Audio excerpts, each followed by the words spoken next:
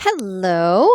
Today we're going to talk about similar triangles. And I know that we're skipping ahead in your notes. That's okay. But I need you to kind of follow along with what I'm doing here because I promise there's a purpose here.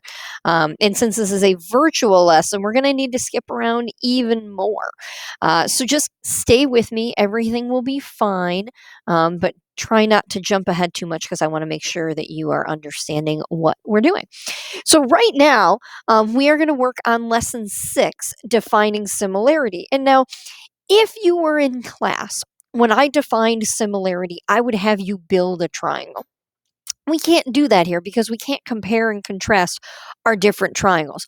So, what I want you to really understand about similarity here, and I do want you to draw this, is what we're really going to do is we are going to draw an equilateral triangle. Okay, you draw one, I'll draw one. And if this is an equilateral triangle, it would have all angles of 60 degrees. Now, I'm going to draw another equilateral triangle, but it's going to be bigger. These are all 60 degrees. And what I would ask if you were in class is, are these things the same shape? And you'd say, well, yeah, they're triangles. But then I'd say, but are they really like the same type of triangle? And you'd say, yeah, they're equilateral triangles. And one way to determine if something is the same shape as something else, and I can do this, but you can't, is you can kind of map them up and see if one looks like just a grown up version of the other. And that definitely seems to be happening here. If I were to nest these triangles, one is like a grown up version of the other. They're same shape, same slantiness, all that. And obviously, all the angles are the same. Now, in this big triangle out here, let's say all of these sides were 12 centimeters. And then this one on the inside, let's say all of these were 9 centimeters. The angles of these two triangles are all exactly the same. The sides of the triangles are not the same, but they are proportional. Okay? When one was 12, the other was 9. 9 is 3/4 of 12. When a different one is 9, the other one is 12. 9 and 12 again, they have the same relationship. All the sides are the same, except they're all shrunk by the same amount. Okay? Now, again, in class, this conversation would be a lot more interesting, but we're just going to have to kind of plow forward here and use definitions. All right. And I apologize for that. So, what we have here are similar triangles, and there are properties of similar polygons overall and some specific properties for triangles. Angles. What's one of the properties? All corresponding angles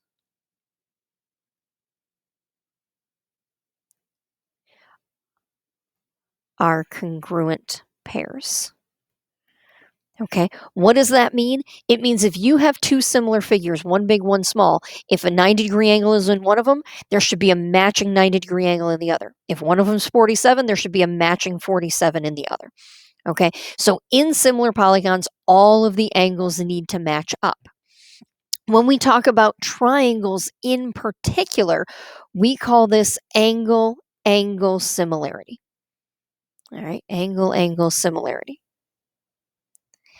Another property of similar polygons is not only are all corresponding pairs of angles congruent, but all corresponding pairs of sides are proportional. And I'll explain what that means in a minute, but what it means in a nutshell is if I had one side that's 2 on one figure and it's 4 on the other, then if I have a side that's 3, it better go to 6. There is a constant multiplier from one figure to the other. And in triangle similarity terms, that is called SSS similarity. Okay. And one last property of similar polygons for triangles is something called SAS similarity. Okay, and that's the idea that if you can find two proportional pairs of sides and the angle in between, that makes them similar as well. All right, This stuff isn't going to make any sense in the abstract, so we're just going to use some examples here to really make sure that you're getting it. So it says, here's a pair of triangles, ABC and PQR. Are they similar or not? All right. If I want to know if triangles are similar, I want to know if they satisfy AA similarity, SSS similarity, or SAS similarity. Well, I don't have any of the side lengths here. They're not marked. So I definitely can't prove these similar using those ideas. So AA similarity says if you can find two pairs of angles, that's four total, but two pairs of angles that are congruent from one triangle to the next, then the triangles are similar. So let's look. I have a 41 here. Oh, and I have a 41 there. There's 1A. I have an 85 here. And I have an 85 there. There's two A's. And just for good measure, we have a third pair of angles that are congruent too. But once I have two pair, that's good enough. So these two triangles are similar by AA. And here's how I write that. I write triangle ABC is similar to triangle PQR by angle-angle similarity. This is called the triangle similarity statement.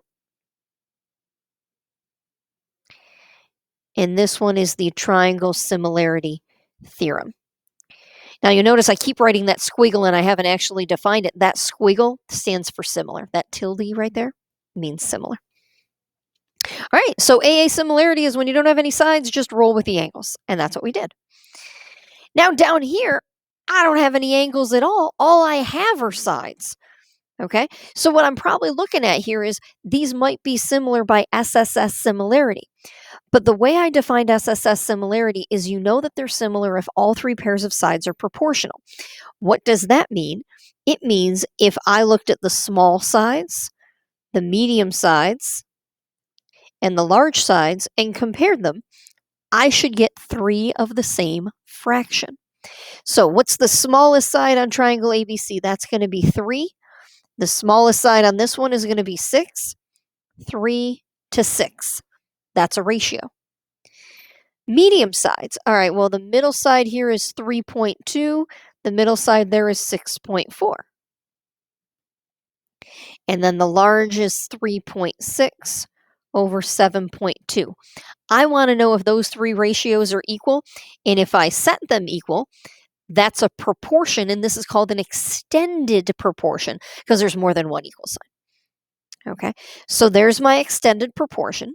Now, I will know that these triangles are similar if those fractions are all the same every time. So if I pull out a calculator here, I'm just going to pull out the one that is quickest to open on my computer. I'm going to divide it. Well, what's 3 divided by 6? Well, 3/6 is 0.5, right? So let's just check for good measure. 3/6, yeah, that's 0.5. What were the other ones? 3.2 and 6.4. 3.2, 6.4. Yep, that's 0.5. And the last one was 3.6 and 7.2. Yeah, that's 0.5 also. So when I come back here, 0.5 equals 0.5 equals 0.5. That means we have SSS similarity. The proportion for each pair of sides is true, is equal. So the triangle similarity statement is that triangle ABC is similar to triangle DEF, and that is true by SSS similarity. Now, to go one step further, once you know the triangles are similar, you know that all the sides are proportional, and you know that all the angles are congruent. So if I came down here and said that A was 72 and F was 52, it says find all the other angles. Well, if A is 72 and these triangles are similar, D would have to be 72.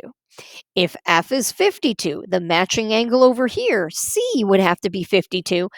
And if I say 72 plus 52 is 124, 180 minus 124 is going to be 56.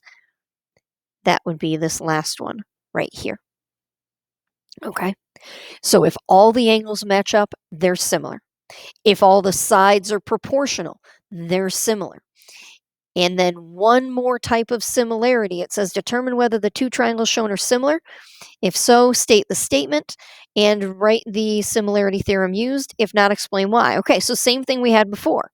Well, first I'm going to consider AA. Well, AA means you have two pairs of angles that are congruent. I only have one pair of angles that's congruent, so I can't use AA similarity here. SSS similarity. That means find three pairs of proportional sides. Well, I only know two pairs of sides, so that's not going to work, which means the only thing left is that SAS similarity. That's the one I wanted to explain in an example, and here we are. SAS similarity says if you don't have enough for AA and you don't have enough for SSS, SAS is another option for you. SAS says if you can find one congruent pairs of angles, yep, check, and two proportional sets of sides, then these are similar. Well, let's see. The angles definitely match. Now let's compare the sides. 2.2 is smaller. 4.4 is small. 3, 5. Is 2.2 over 4.4 equal to 3/5? So let's check it out. 2.2 divided by 4.4. Nope, I typed 4.5. There we go. Is 1/2. Okay, cool. And let's see, what's 3 divided by 5? I'm pretty sure it's not a half. It's not. It's 0.6. Does 0.5 equal 0.6? No. No, it does not. So we would say these triangles are not similar because the matching or corresponding sides aren't proportional. Okay. All right. Next, it says, do dilations create similar figures? Well, we learned in the beginning of the chapter that when we dilate something, we just multiply the coordinates by a number, or we multiply the side lengths by a number.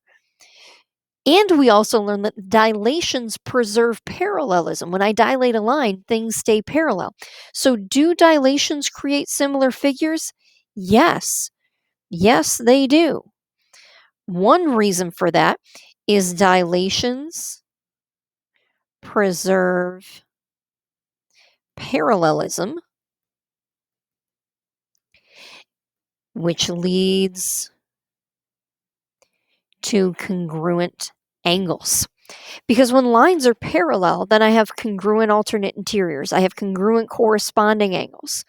Okay, all that kind of stuff. So dilations preserve parallelism, which is definitely going to get you some congruent angles. So I could prove shapes similar by AA similarity.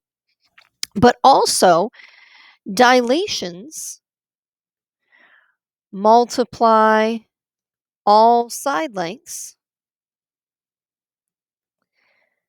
by a given amount. Amount. So the sides would be proportional. Okay. So that's the tie-in here, is we've just been talking about dilations, and now all of a sudden I'm talking about similarity. What do they have to do with one another? Dilations are what I called a similarity transformation. So dilations do create similar figures. All right. I know this video is kind of long. Just stick with me. This is all you're doing today. You don't have to do the practice at the same time. Okay. So, end of this, a couple more examples, and then a wrap up. In the diagram, it says angle D and angle M are right angles. Okay, cool. Is DEF similar to MNP? Well, let's see. I only have one angle here, so AA is out. And I'm missing a side, so SSS is out. Let's see if these satisfy SAS. Well, I've got the congruent angle in the middle. Now, if 9 to 12, right here, is equal to 12 to 16, these would be similar. 9/12, that's 3/4. 12/16, that's 3/4. Yes, these are similar by SAS similarity. Now that they're similar, we can use proportions to find that missing side. And I can say that that ratio that compared 9 to 12 and 12 to 16 would also have to work when I compare x to 20. 9 to 12, 12 to 16, x to 20. And if I want to solve for x, I just choose two of those fractions and set them equal. Okay? How do I set them equal just like that? How do I solve for x? You can cross multiply in order to solve. And cross multiplying is the idea that 12 times 20 equals 16 times x. So 12 times 20 is 240 equals 16x. I'm going to divide by 16. And then that equals, nope, I can't use this thing today. 15.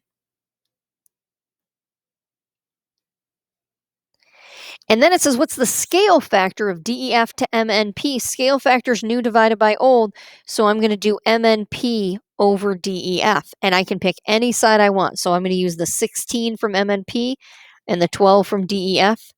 So my scale factor is 4/3. What does that mean? It means you multiply each number of DEF by 4/3 to get the new number on MNP. These polygons are similar. Find the scale factor of the larger one to the smaller one. So if I want larger to smaller, smaller would be the new one, larger would be the old one. So let's see, I'll compare some corresponding sides. Let's see, my new and my old match up there. So the new one is the smaller, 27. Okay, to 36. 27 and 36 are both divisible by 9. This has a scale factor of 3/4. All right. Then it says solve for x. Well, I'm going to solve for x using a proportion. If 27 maps to 36, then x minus 2 maps to 12.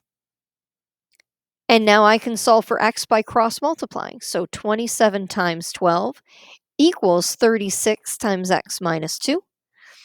27 times 12 is 324. 36x minus 72. Now I'm going to add 72 to both sides. And I'm going to get 396. Divide by 36. And I'm going to get x equals, I believe it's 11. 396 divided by 36 is 11.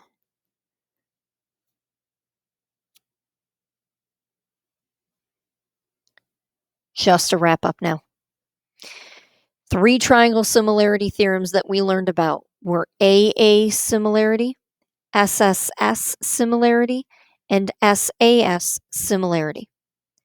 We learned that AA similarity means you have 2 matching pairs of angles that are congruent. We learned that SSS similarity means you have an extended proportion of sides where all the fractions are equal. For example, here's an extended proportion. Small to small would be 4 to 5. Medium to medium would be 6 to 7.5. Large to large would be 8 to 10.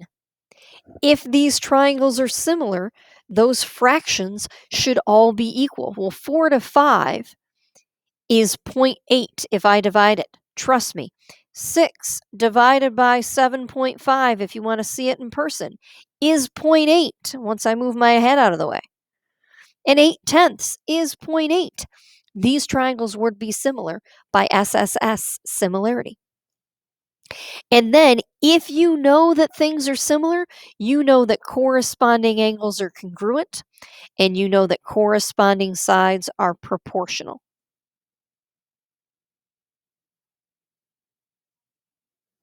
And that is that. So I hope that made sense. It's a long video today, but just kind of wrap that around your brain and answer a couple quick follow-up questions. And tomorrow we will talk about the practice. I hope you guys are having a great day and continue to do so. See you again soon.